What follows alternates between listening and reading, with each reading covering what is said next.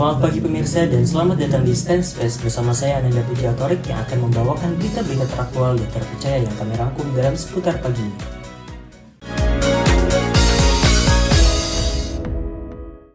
Pemirsa, saat ini kami akan memantau kondisi arus lalu lintas libur akhir pekan panjang dalam rangka peringatan wafat Isa Al-Masih dan bagaimana situasi terkini di jalur Puncak Simpang Gadok, Jawa Barat.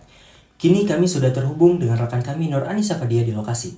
Silakan Nur Anissa, bagaimana kondisi terkini arus kendaraan di Puncak Gadok, Jawa Barat? Selamat pagi pemirsa, saya Nur Anissa Fadia melaporkan langsung dari Simpang Gadok, Ciawi, Kabupaten Bogor. Hari ini Sabtu 19 April 2025, kondisi lalu lintas di kawasan Gadok terpantau ramai lancar. Arus kendaraan dari Jakarta menuju Puncak terus mengalami peningkatan sejak tadi pagi. Ini merupakan lanjutan dari puncak arus libur panjang yang dimulai sejak hari Jumat kemarin bertepatan dengan wafat Isa Al-Masih. Hingga pukul 9.30, kepadatan masih terjadi di beberapa titik dan pihak kepolisian telah menerapkan sistem one way sejak pagi hari untuk mengurangi kemacetan. Seperti yang Anda bisa lihat di belakang saya, antrean kendaraan mengular dari arah tol Ciawi menuju atas. Rata-rata didominasi mobil pribadi bernomor polisi Jabodetabek. Dapat kami informasikan untuk situasi arus lalu lintas yang saat ini sedang diberlakukan rekayasa satu arah, ya, dari arah Jakarta menuju Puncak. Tadi pagi situasinya terjadi antrian dan kepadatan dari masyarakat yang akan berwisata ke Puncak dari arah Jakarta itu, lalu kemudian kita berlakukan rekayasa lalu lintas berupa ganjil genap, lalu kemudian setelah itu dilaksanakan juga satu arah dan alhamdulillah dapat disaksikan sendiri saat ini situasinya lenglang karena arusnya sudah terserap ke arah Puncak.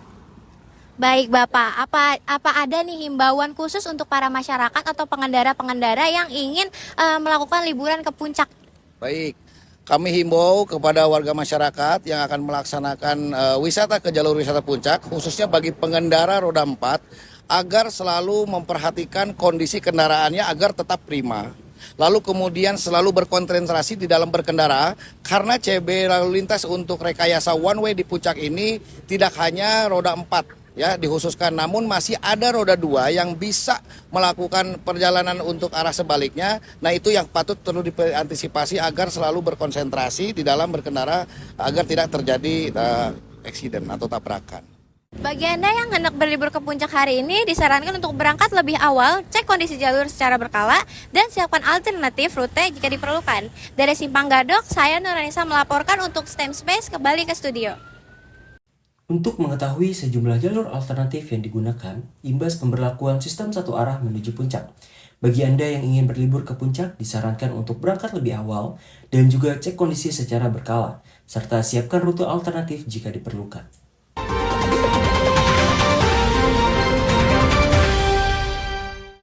Pemirsa, saat ini kami akan memberikan informasi terkait peristiwa longsor yang terjadi di tengah pemukiman warga pada dini hari tadi. Longsor terjadi pada pukul 01.30 waktu Indonesia bagian Barat di daerah Kampung Kebon Manggis RT 01 RW 12 Kelurahan Paledang, Kecamatan Bogor Tengah. Berikut liputan selengkapnya. Pemirsa, telah terjadi peristiwa longsor pada 25 April 2025 sekitar pukul 1.30 pagi waktu Indonesia Barat di Kampung Kebon Manggis RT 01 RW 12 Kelurahan Paledang, Kecamatan Bogor Tengah. Berdasarkan keterangan pihak RW setempat, longsor terjadi akibat kondisi tanah yang cenderung rawan longsor dan tergerus oleh hujan serta banjir. Rumah-rumah di sekitar lokasi longsor dilaporkan dalam keadaan kosong, sehingga tidak menimbulkan korban. Kejadian serupa sebelumnya sudah beberapa kali dilaporkan ke kelurahan dan pemerintah Kota Bogor. Namun, penanganannya terkendala di tingkat provinsi.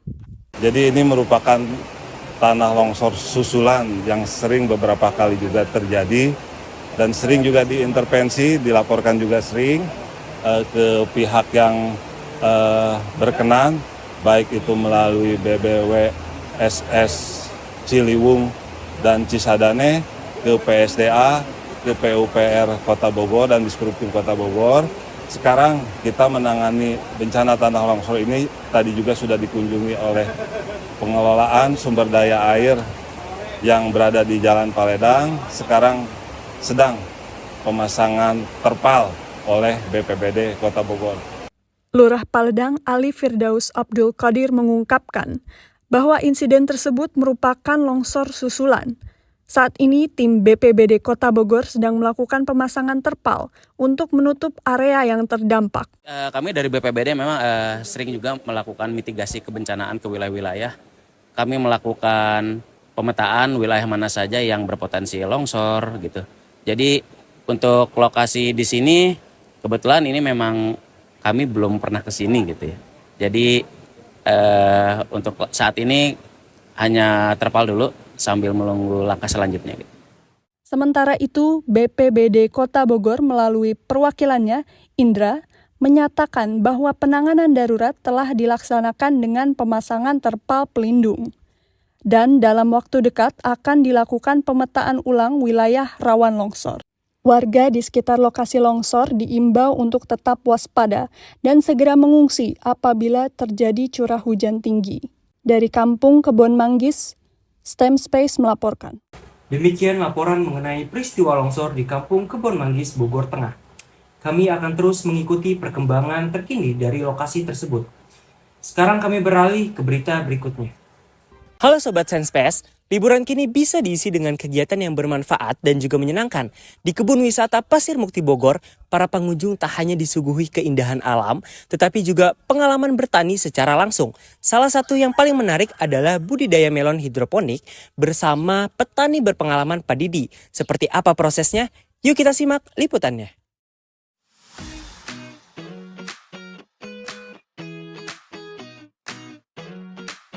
Halo Sobat STEM Space, saat ini kita ada di wisata Agro Pasir Mukti, Kecamatan Citerep, Kabupaten Bogor. Saat ini di belakang saya sudah ada kebun melon. Kita mau metik melon, tapi sebelum kita metik melon, kita cuci tangan dulu biar steril. Nah, kita udah cuci tangan, saatnya kita mengambil melonnya di dalam. Yuk, ikut.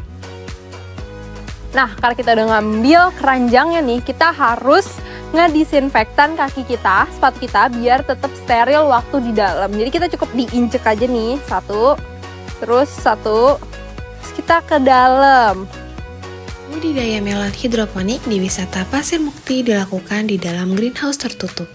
Atapnya menggunakan plastik UV untuk mengatur intensitas cahaya dan dindingnya dilapisi insect net untuk mencegah hama masuk. Sebelum memetik maupun menanam, greenhouse harus disterilkan terlebih dahulu. Proses sanitasi ini penting untuk menghilangkan sisa penyakit dari siklus sebelumnya. Kalau sterilisasi berarti lebih ke pembersihan hama penyakit yang sebelumnya ya. Kemudian yang kedua persiapan media tanam. Media tanam kita bahannya ada dua, itu ya, kokopit dan arang sekam. Dengan perbandingan 4:1, kokopit 4 bagian, arang sekamnya 1 bagian, dicampur aduk. Nah, kokopit biasanya sebelum digunakan harus dicuci dulu di bak pencucian ya, karena dia mengandung tanin ya. Kalau taninnya ke bawah nanti menghambat pertumbuhan, jadi dicuci dulu taninnya. Yang ketiga persemaian. Nah, benih, mungkin biji yang lagi dijemur seperti itu benih. Yang pertama kita rendam dulu kurang lebih 2-6 jam. Setelah direndam kita peram 1 malam, nanti sampai tumbuh bakal akarnya, kemudian kita semai selama 10 hari ya, sampai berdaun 2. Nah, sekarang kita udah ada di kebun melonnya. Bersama dengan Bapak Didi, kita akan mencoba nih buat cerita-cerita dikit tentang melon dan gimana sih kita cara metik melon yang benar. Jadi gimana nih Pak, melon tuh biasanya gimana bisa sampai akhirnya siap petik? Baik, kalau mau petik berarti kita harus tahu ya yang matang yang seperti apa. Kebetulan ini jenisnya golden honey, jadi kalau matangnya itu kuning, berarti kuningnya sudah tua ya. Kalau kuningnya masih ada sumburan hijau, berarti itu belum matang ya.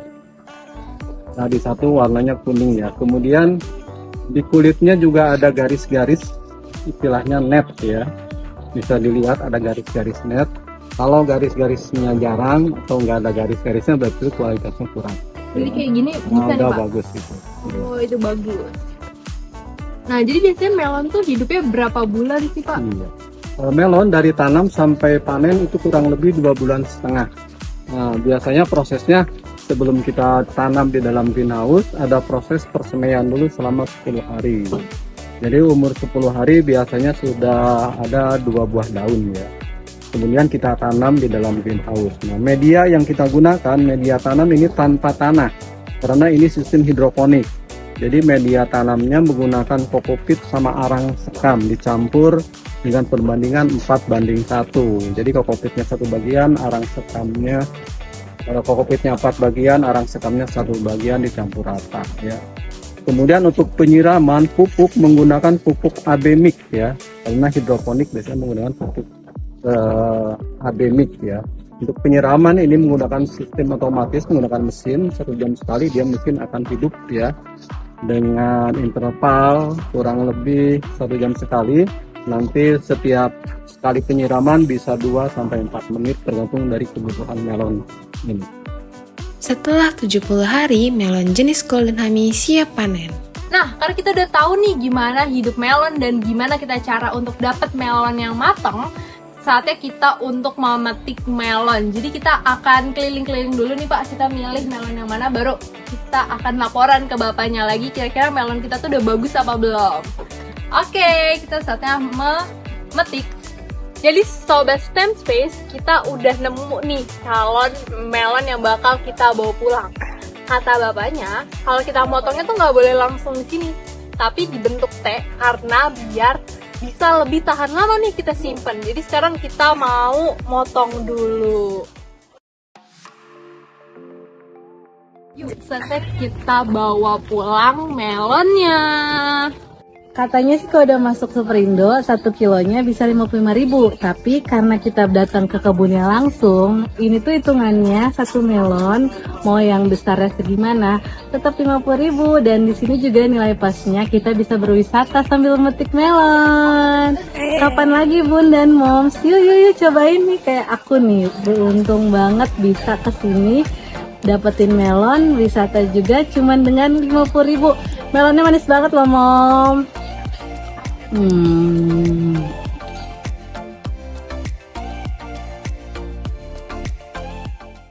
Belajar bertani kini bisa dilakukan sambil berwisata. Melalui pendekatan edukatif seperti wisata Pasir Mukti, STEM Space percaya bahwa regenerasi petani dan inovasi pertanian bisa dimulai dari pengalaman yang sederhana seperti menanam dan juga memanen melon. Saya Ananda Puja Atorik, sampai jumpa di liputan STEM Space berikutnya. Halo Sobat STEM Space, liburan kali ini bisa menjadi momen untuk rehat sejenak dari hiruk-pikuk kota. Berkunjung ke Bre Coffee and Kitchen adalah jawabannya. Karena di tempat ini menawarkan pengalaman unik di mana kita bisa makan di tengah aliran sungai yang sejuk dan juga bisa berinteraksi langsung dengan hewan-hewan di mini zoo. Seperti apa sensasinya? Yuk kita simak liputannya.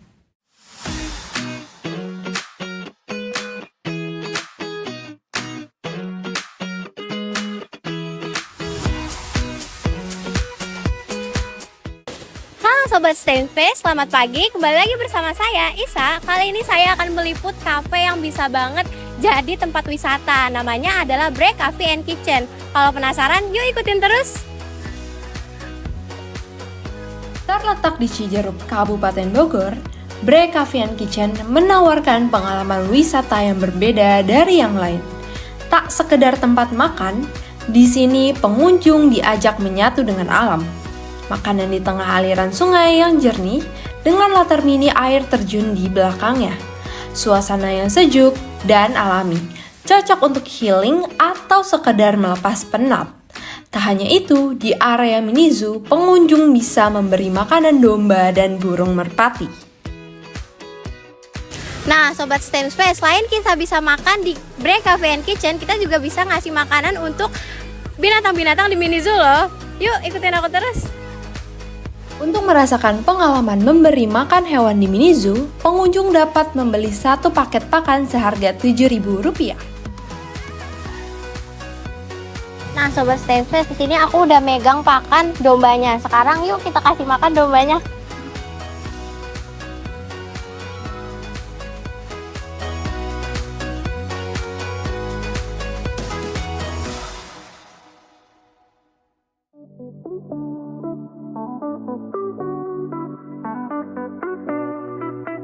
Oke, hai Sobat STEM Space, sekarang aku lagi ngasih makan burung-burung.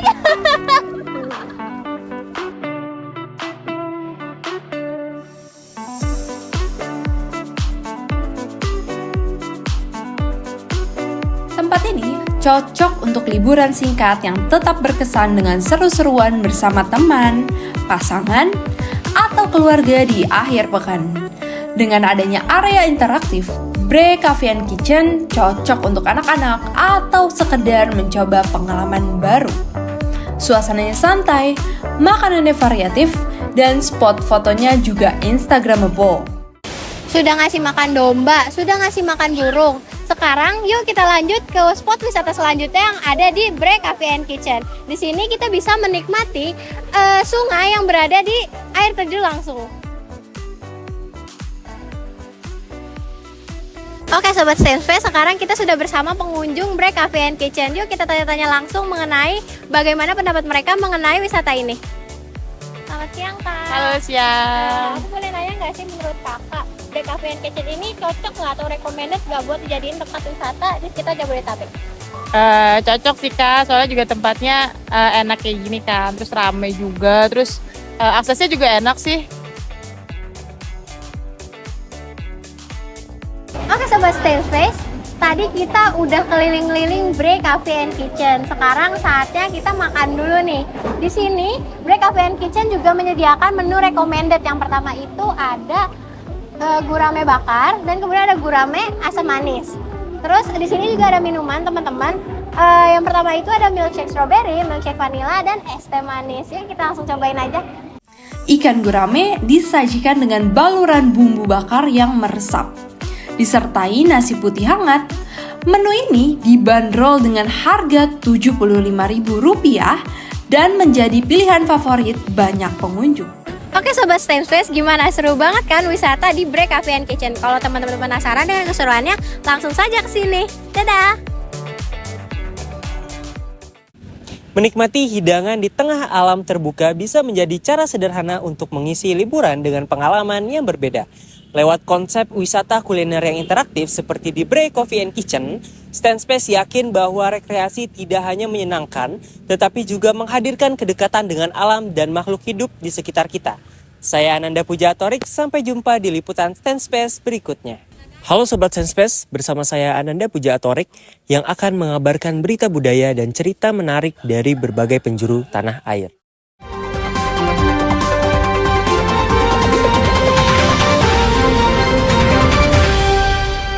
Tahun ini, Sekolah Vokasi IPB University melalui mahasiswa program studi komunikasi digital dan media kembali menggelar Festival Budaya Nusantara yang ke-16 pada tanggal 18 Mei 2025 yang bertempat di alun-alun Kota Bogor.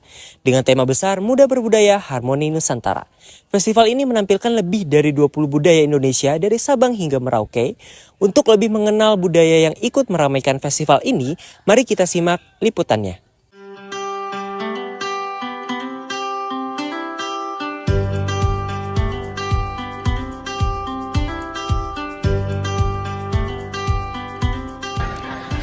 Stainspace, kembali lagi bersama saya Isa. Kali ini saya sedang berada di Festival Budaya Nusantara yang dilaksanakan oleh Sekolah Vokasi IPB University pada hari Sabtu tanggal 18 Mei 2025. Nah, teman-teman semuanya bisa melihat di sekeliling saya ini sudah ramai pengunjung yang sedang menikmati makanan-makanan khas budaya dan sedang mengunjungi booth-booth budaya. Nah, sekarang kita bakal mengunjungi salah satu booth yang paling menarik pada Festival Budaya kali ini, yaitu booth Kalimantan Barat. Yuk kita ke sana. Kalimantan Barat adalah sebuah provinsi yang dilintasi garis khatulistiwa dan dikenal dengan julukan Bumi Khatulistiwa. Kekayaan budaya yang terbentuk dari perpaduan suku Dayak, Melayu, dan Tionghoa menjadikan Kalimantan Barat memiliki keunikan dalam tradisi, kesenian, maupun kuliner. Mengusung tema Karsa Khatulistiwa, Threads of Timeless Tradition, Kalimantan Barat hadir dengan berbagai unsur budaya seperti rumah panjang, alat musik sape, dan yang tak ketinggalan berbagai hidangan khasnya yang menjadi hal menarik bagi pengunjung. Nah Sobat Stainspace, sekarang kami sudah berada di salah satu booth yang memang sangat menarik perhatian para pengunjung di Festival Budaya Nusantara saat ini, yaitu booth Kalimantan Barat. Bisa dilihat sekarang saya sedang memakai topi adat khas Kalimantan Barat yang terbuat dari bulu-bulu enggang, burung enggang ya. Nah, kemudian ini bisa dilihat juga di sini ada rumah adat yang menyerupai rumah panjang Kalimantan Barat. Untuk lebih lengkapnya, yuk kita lihat ke dalam.